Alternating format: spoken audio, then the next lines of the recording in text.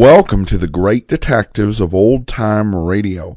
From Boise, Idaho, this is your host, Adam Graham. If you have a comment, email it to me, box13@greatdetectives.net. Follow us on Twitter at Radio Detectives and become one of our friends on Facebook, facebook.com/Radio Detectives.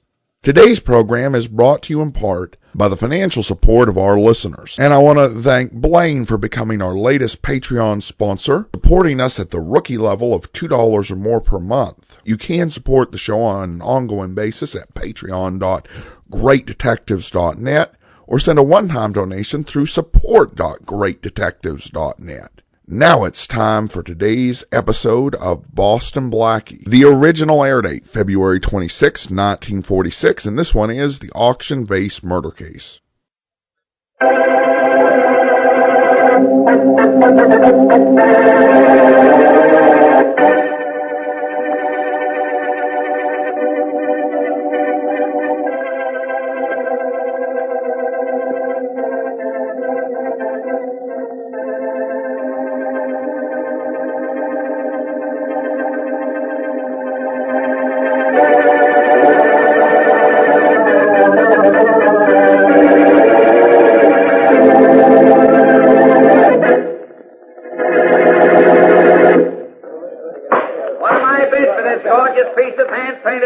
From the effects of the late Nancy Kittredge.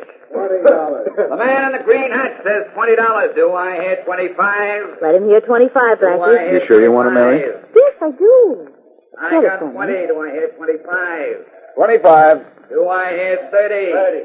The man in the green hat says 30. Do I hear 35? 35. I heard it, and thank you, sir. Do I hear 40? Oh, that man in the green hat is coming over this hear way. 40? So what? This is a public auction. Do I hear 40? 40. The man in the green hat says 40. Do I hear more? You better not hear more, bud. Do I can I only hear bid any more? the I've 50, got so don't you go any higher. 40. Do I hear any more? The man in the green hat has bid 40. Do I hear 45? Oh, you can only bid 50, huh? $60. 60 is bid. What does the man in the green hat say? The man in the green hat doesn't say anything. At 60, going once, going twice. Sold for $60. Congratulations, sir. So you got the vase, and congratulations, huh? Maybe condolences would be a better word.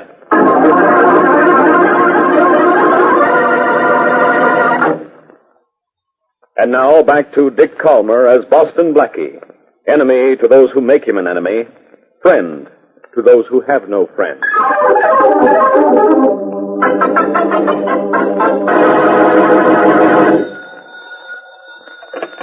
Hello. Blackie, this is Mary.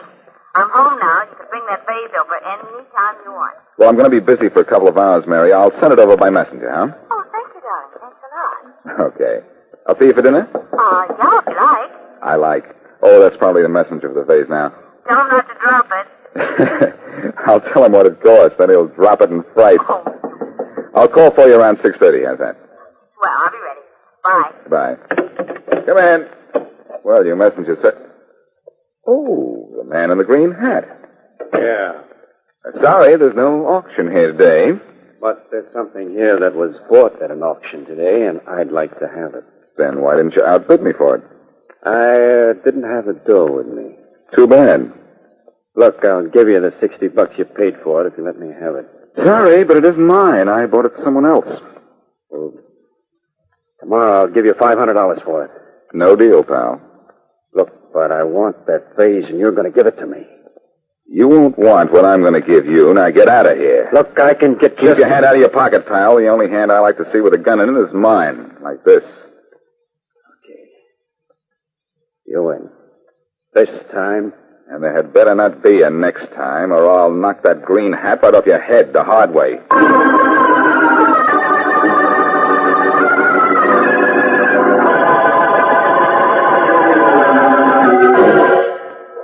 Coming. Hey, I'm coming. Just a minute. Oh! Yes, but... Oh, you're hurt. Then I'll come in and sit down. There, take it easy. I'll take the package. Miss... I have it all right. Now, just sit down. Let's see what's the matter with you. Oh, you're bleeding, and badly, too. I got shot. Please, take it easy. Here, let me unbutton your collar. Oh, I'm all right. I was driving Get here the sling back, in my please. car, and the guy with a gun... Now, don't talk anymore. I'll go get a doctor right away for you. Thank you, Miss... But I don't think...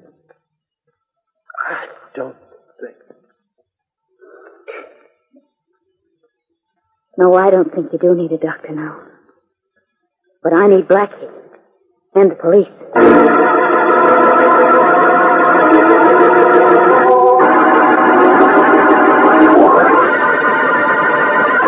So, what did he do, Miss Wesley? Deliver this vase to you and then die right here in your apartment? Yes, he did, Inspector Faraday. I was going to call a doctor, but it was too late. I'm not blaming you for this, Mary, but I wish you hadn't liked that vase at the auction. Well, what's the vase got to do with this, Blackie? Everything, Faraday. That funny-looking piece of clay on the table there? Now, you don't know what you're talking about. Inspector, it is not funny looking. You're so right, Mary. It's beginning to look rather gruesome to me. And what it means to the man in the green hat, I don't know. What man in what green hat? I bought this vase at an auction this morning, Faraday. A man in a green hat bid against me until I went too high. Yeah? About an hour ago, he came to my apartment and practically pulled a gun on me because I wouldn't sell it to him. Are you trying to kid me? Faraday, that guy had murder in his eyes when I told him he couldn't have this vase for any price. He must have had murder in him. He killed the messenger boy. Yes, I'm pretty sure he did, Mary. Just after he left, the messenger came to my door. Green Hat must have seen him, followed him, taken a shot at him. But the messenger managed to make it here, so Green Hat didn't get the vase. Blackie, you mean to tell me a guy would kill for that funny-looking piece of junk? The looks of a piece of pottery may be only clay deep, Faraday. Maybe it's a valuable vase. An antique. One of those Ming Dynasty things worth thousands of dollars. What's a Ming Dynasty thing? Something that's old and valuable. And if I expect to live to be old and valuable, I think I'd better find out what the vase is worth.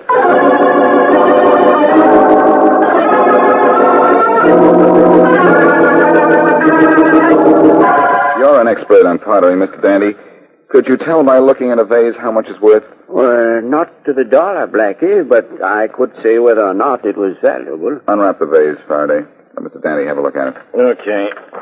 Be careful, Inspector. That's mine, remember? Yeah, you can have it, Miss Wesley. Here, Blackie. Thanks.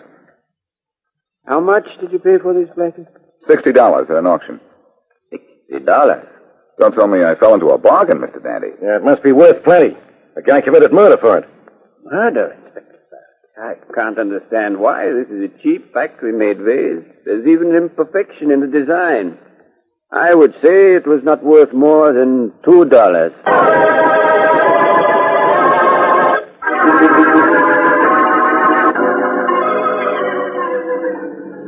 Where are we going, Blackie? Well, Mary, if this vase is worth only $2, then the man in the green hat isn't after the vase itself, but what's inside it. Oh, what could be inside it? A lot of things, Faraday. Baked right into the clay. Well, we could break it and see. Oh, no, you don't. That's my vase, and I like it the way it is. In one piece. Don't worry, Mary. We don't have to break it to look inside it. That's why we're taking it to an X-ray lab. We're going to find out what's inside this vase that would make a man in a green hat see red.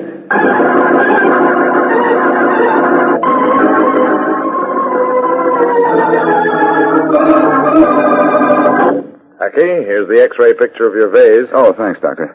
Come on, Faraday. You can have a look at it, too. Yeah, you bet I can. Let me look, Blackie. Here, get in here, Mary. Well, what do you see? The outline of a vase. Yes, but nothing else. This means there's nothing in it, Doctor? Not a thing, Blackie. It's just a plain vase made of plain clay. Well, maybe this picture doesn't show what's really in it. It shows there's nothing in it, Inspector. And pictures don't lie. I say this one does. Let's break the vase. That's the best way of seeing what's in Oh, it. no, you don't, Inspector. That's my vase, and I like it. Well, I don't like it. It's the cause of a man being killed. And I'm going to break it. Faraday, don't be a nut, will Inspector, you? just give me that vase. Give it to her, Faraday. Oh, all right. Take it, Miss Wesley. Well, don't let go of it so fast. It's heavy, and I thought you didn't want it broken, Miss Wesley. Oh, golly, I would drop it. Oh, fine, gentlemen, Mary. Let's look at the pieces and see what's in them. Yes. Look at the pieces, Blackie, and prove to Inspector Faraday my picture didn't lie. I think this will convince him, Doctor. Look at those pieces, Faraday. There's none bigger than a dime. My beautiful vase. Your beautiful vase was. Your beautiful vase, Miss Wesley, is a beautiful mess. And this beautiful mess, Inspector, poses a beautiful question. If there's nothing in this vase, why did the man in the green hat kill that messenger?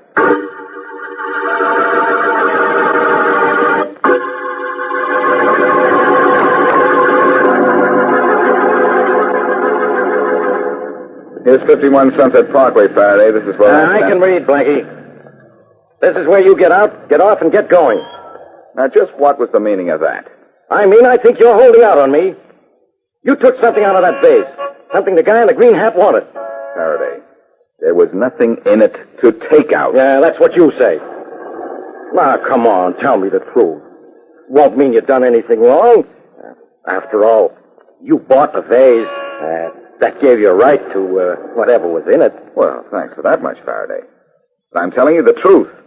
There was nothing in that vase when I bought it. There was nothing in it when it broke. You saw that yourself. Well, I'm taking the broken pieces to headquarters to have them looked at, just the same. You're wasting your time, Faraday, with the pieces of that vase and with me. Want to come up to my apartment with me? No. I'm going back to headquarters and see how we're doing on finding the guy in the green hat. Okay. Close that car door, will you? Oh, sure. There, Faraday, I've closed something for you. Now see if you can close something for yourself. The case of the man in the green hat. Find out about the man in the green hat, it'll be a feather in your cap.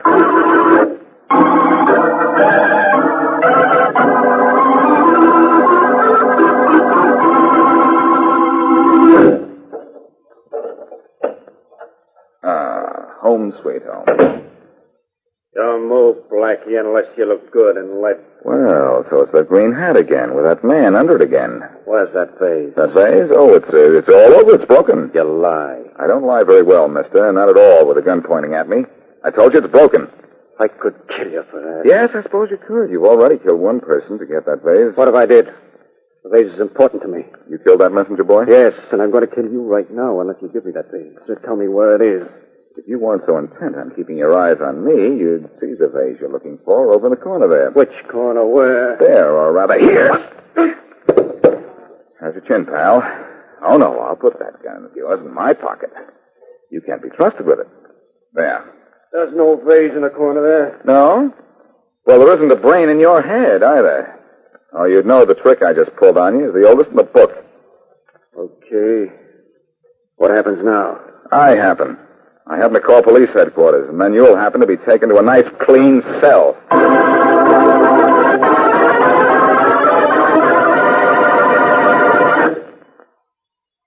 And now back to Boston Blackie.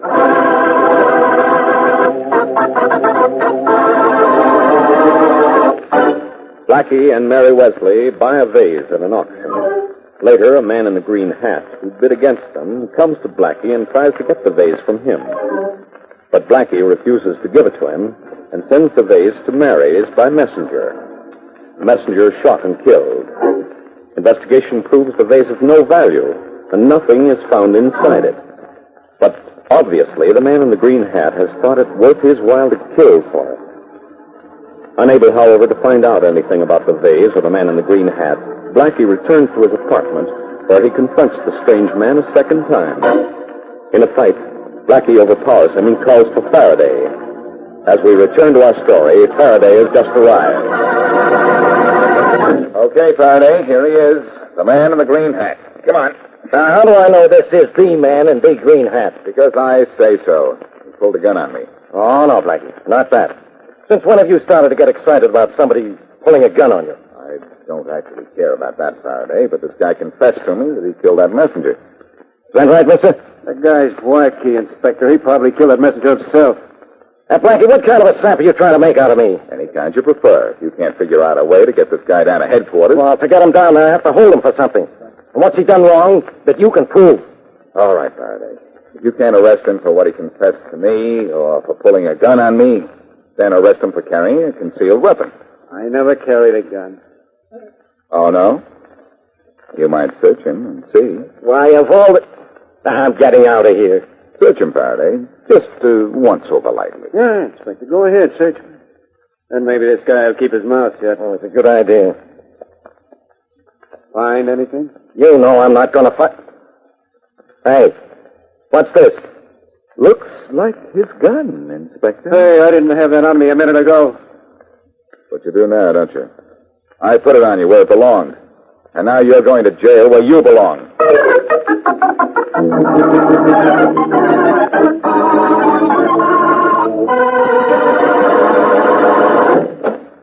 I got it, Blackie. That's right, Inspector. We took fingerprints of the man in the green hat and found a match for them here in our files. Oh, swell. Who is he?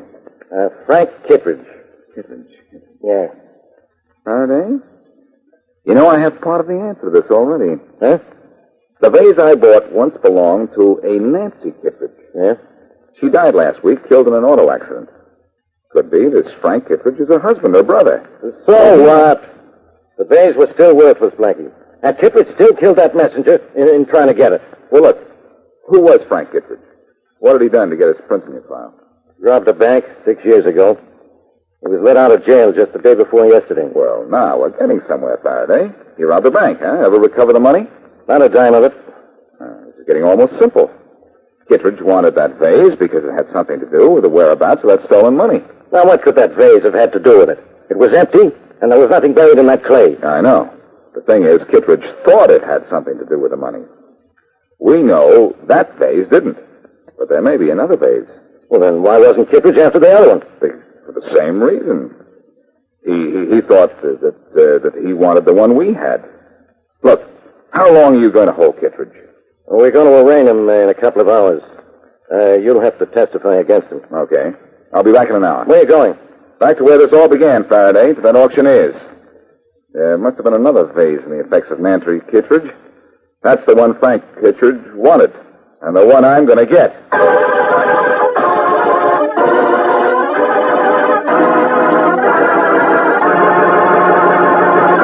Yes, I auctioned off all Nancy Kittredge's property. Just sold the last piece this afternoon, Blackie. Well, look, Mr. Smith, do you remember the vase I bought this morning? Yes, I think I do. There must have been another vase in the stuff of hers you auctioned off. There has to be another one. You're mistaken, Blackie. There was no other vase. I'm sorry. You're sorry. You don't know how sorry I am.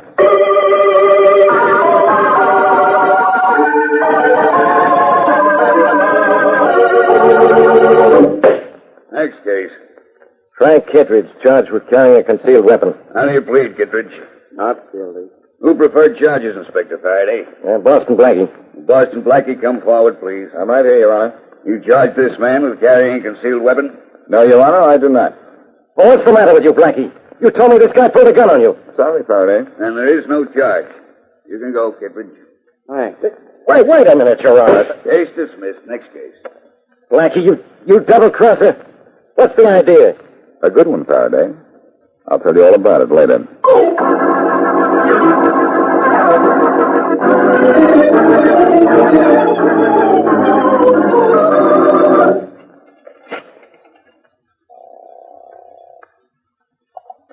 Hello?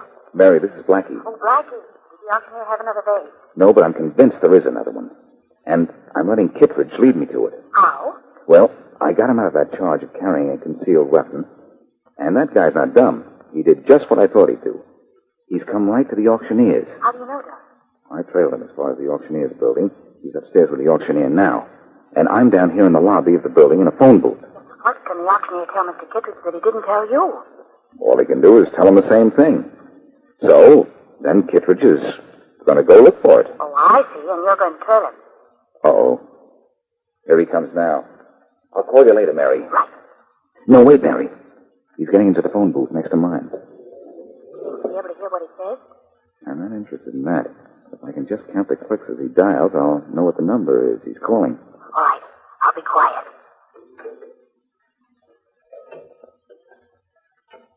1, 2, 1, 2, 1, 2, 3, 4, 5, 1, 2, 3, 1, 2, 1, 1. You got it, Blackie? Yes, Mary. It's Barrett, Abbott, or Acree, 53211. I'll call you back. I want to get in touch with Faraday right away. Right.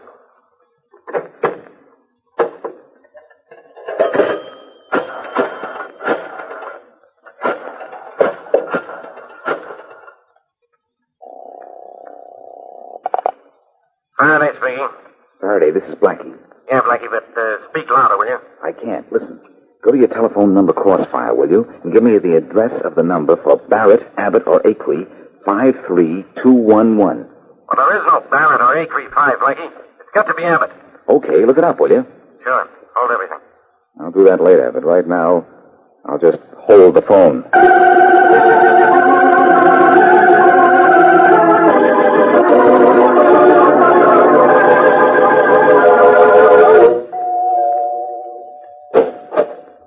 Yes? Is Frank Kittredge here? Why, no. Who are you? Boston Blackie. He just called you. Sure he did. What do you want with Frank? And nothing right now, Miss Thomas. But I want something from you. A vase. A vase? You must be in the wrong... In the wrong house? Well, right or wrong, I'm in. Look, I don't understand what this is all You about. wait a minute as soon as I find that vase. I'm sure you must be in the wrong house, and I'm in no mood There it is, on the table over there, exactly like the one that I bought at the auction. Oh, yes. My sister made that for me. She gave it to me years ago. You're Nancy Kittredge's sister, huh? Well, that explains a lot. Wait, you can't take that vase. I'm not taking it anywhere. I'm leaving it right here. Where you can sweep it up. What'd you do that for? To find this little cylinder. Where'd that come from? The vase was empty. This was baked into the clay. Why? Only your sister could tell you that. She made this vase, you said? Yes. She used to work in a pottery, but what's that? Okay, Blackie. Where is he? Did you find that other vase? Was there anything in it? One thing at a time, Faraday. Yes, I found the vase. There it is on the floor in pieces. Good heavens, the police, too. Well, Blackie, did you find anything in that second vase? Yes, Faraday, this little cylinder. And inside it, guess what? A receipt for a trunk in storage at the Jefferson warehouse. And in that trunk, I think you'll find the money Kittredge stole from that bank. Thanks, Blackie. I'll take that. And now we're going to stay here and wait for Kittredge. I don't know what makes you think he's coming here. Didn't he phone you about a half an hour ago? Why, yes, he doesn't say he wasn't coming out to dinner. Didn't he ask you about a vase? No. Well, that means he didn't know it was here. I know. That tells me where he thinks it is and where he is, too. Where? At Mary's. He still doesn't believe my story. Come on, he killed a messenger, he tried to kill me, and he may try to kill Mary.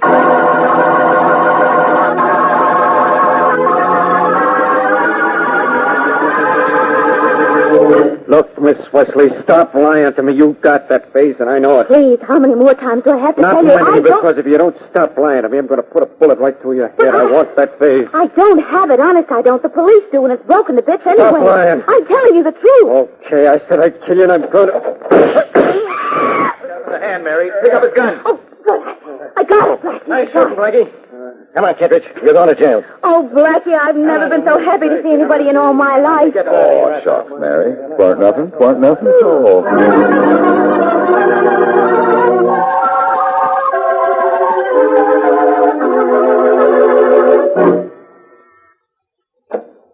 Hello. Remember me? Well, hello, Blackie. We going to break any more vases today? No, Mary.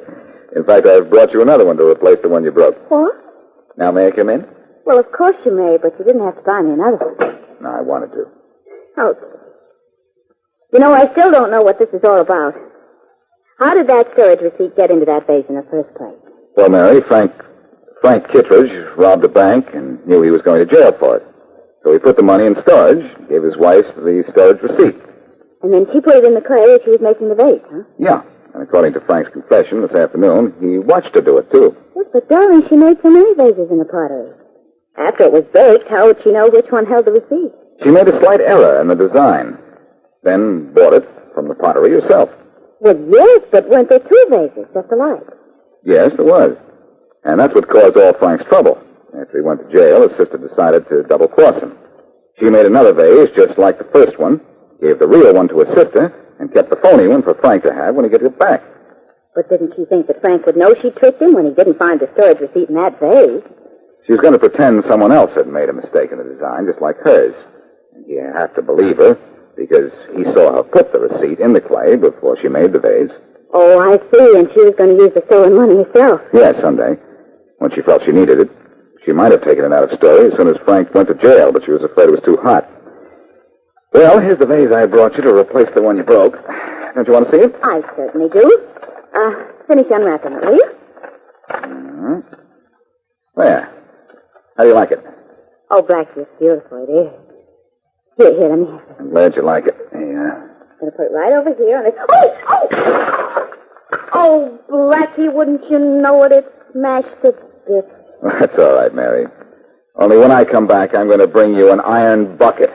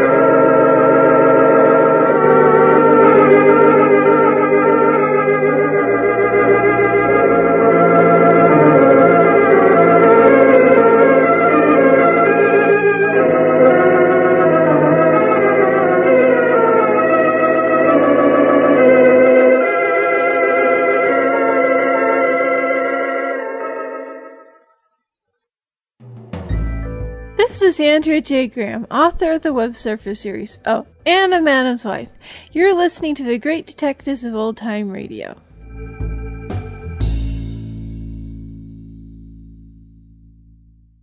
Back.